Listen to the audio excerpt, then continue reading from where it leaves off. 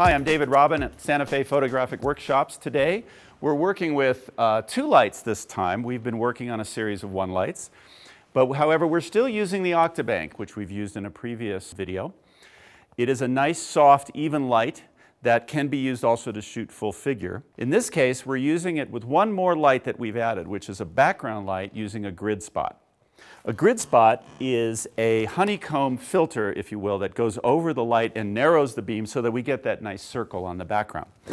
We control that circle and the brightness of that light by a combination of things. One, of course, is the power output, but also how far that is from the background. And that is at the photographer's discretion and what they want to portray in that background.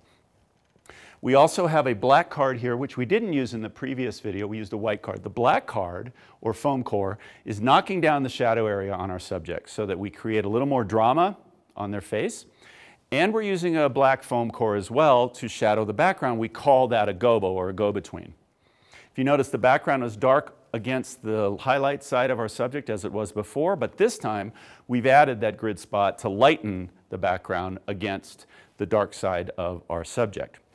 The other thing to always remember is we can add a white card if need be as a fill, in this case a piece of foam core, as a fill to lighten that shadow area if you want to bring it back up again.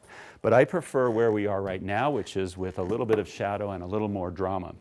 So with a little bit of practice, this is actually a very easy lighting setup that creates a little more depth than where we were before. Once we're all set up with our light and our background exactly how we want it, we're ready to take our meter reading. We're at f16 at 1/25th of a second, and we're ready to shoot. Put your right finger in your left ear. That's what we're going for. Throw your chin way down. To recap, we're using the Octabank, a Dynalite with a Dynalite head. We're using a black foam core as a gobo for the background. We're using a black foam core to knock down the light on the shadow side to create a little more drama.